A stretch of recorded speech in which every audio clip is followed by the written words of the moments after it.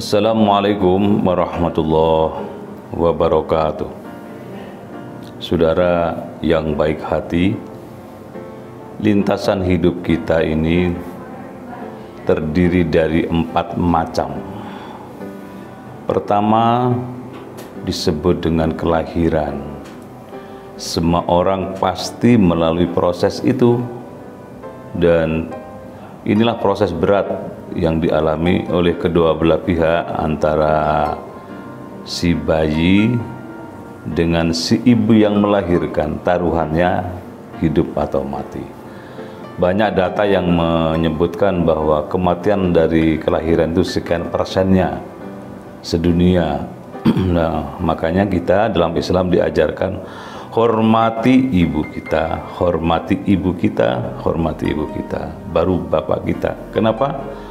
Ya, beliaulah makhluk Allah istimewa yang mengandung, melahirkan, menyusui, dan seterusnya. Semua perjalanan hidup anak manusia ada di tangan ibu. Maka kata Nabi, al-jannatu tahta min aqdamil ummahat, surga itu berada di bawah telapak kaki ibu. Ini yang pertama, saudara, penting, harus direnungkan. Bahkan ada kaitannya, orang sukses itu 50% ada di saku ibu. Kalau kita tidak tunduk, tidak patuh, tidak taat kepada ibu, maka kegagalan ada 50% di tangan kita. Gagal dunia, bahkan juga gagal akhirat. Hati-hati dengan ibu kita. Yang kedua, perjalanan hidup manusia disebut dengan khitan. Khitan ini mendebarkan bagi pelaku, bagi anak-anak. Kadang-kadang takut, tetapi karena diojok-ojoki oleh teman sebayanya, masa laki tidak berani khitan. Lama-lama muncul keberaniannya dan dia kemudian menyongsong peristiwa yang mendebarkan itu dengan perasaan cemas dan takut. Tapi dalam pandangan agama kita, khitan itu ngajari kepada kita untuk bersikap bersih secara tubuh, dan pada akhirnya diharapkan bersih secara mental juga. Innallaha yuhibbut tawwabina wa yuhibbul mutatahhirin. Sesungguhnya Allah cinta kepada hambanya yang suka bertaubat dan suka mensucikan lahir dan batin.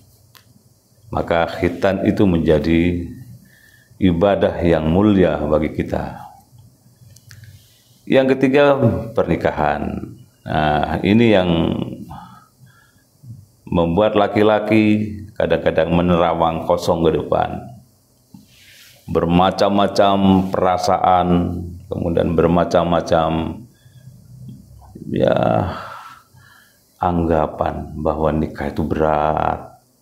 Padahal logika kita, logika saja ya. Orang per orang itu dapat rezeki sendiri.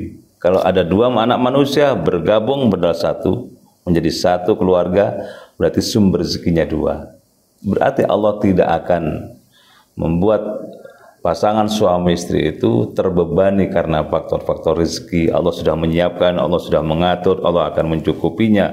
Syaratnya satu, takarub kepada Allah, dekat kepada Allah. Orang yang dekat kepada Allah akan dijuju oleh Allah, akan diberi, akan digelontor rezeki yang tidak disangka-sangka dari mana datangnya. Bahkan solusi terhadap persoalan hidupnya Allah jamin akan datang dengan mudah. Nikah, ya memang agak berat juga karena laki-laki atau istri. Yang kalau istri bayangannya jangan-jangan saya setelah akad nikah saya ditinggal, saya menjadi janda. Itu bayangan-bayangan yang menakutkan. Bagi laki-laki jangan-jangan saya tidak bisa menghidupinya, tidak bisa mencukupi rezekinya. Belum lagi bayangan-bayangan yang mereka menghantui. Bagaimana membangun rumah tangga yang itu ibadah terpanjang. Sering saya lukiskan seperti perahu di lautan, berjalan, nggak ada gelombang, riak-riak kecil saja. Itu keluarga yang tahap awal. Berikutnya datang hempasan gelombang, angin datang, bahkan angin kadang-kadang menggulung perahu, kalau bisa dikendalikan dengan baik dia akan selamat sampai di tujuan. Tapi kalau dia tidak bisa dan tidak hati-hati, bisa kemudian karam di tengah lautan kehidupan manusia yang itu begitu panjang. Jadilah batu karang yang dihempas oleh gelombang, tapi dia tetap semakin gagah, semakin kuat, semakin mampu. Itulah pribadi yang bisa menjaga bagaimana membangun keutuhan rumah tangganya. Nah, yang keempat, lintasan hidup kita itu namanya kematian. Kematian itulah yang kita tuju.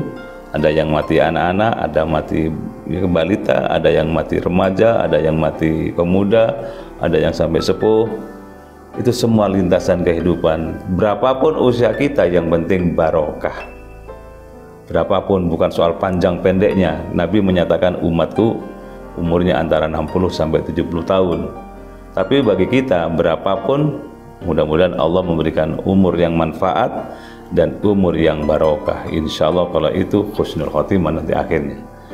Terima kasih saudara-saudara, itulah lintasan hidup kita sebagai bahan renungan supaya kita tidak lengah bahwa kita sudah melalui 3 etape: lahir, khitan bagi laki-laki, dan nikah. Menuju satu titik lagi terakhir yang akan menentukan perpisahan kita, yaitu yang disebut dengan kematian itu. Terima kasih. Assalamualaikum warahmatullahi wabarakatuh.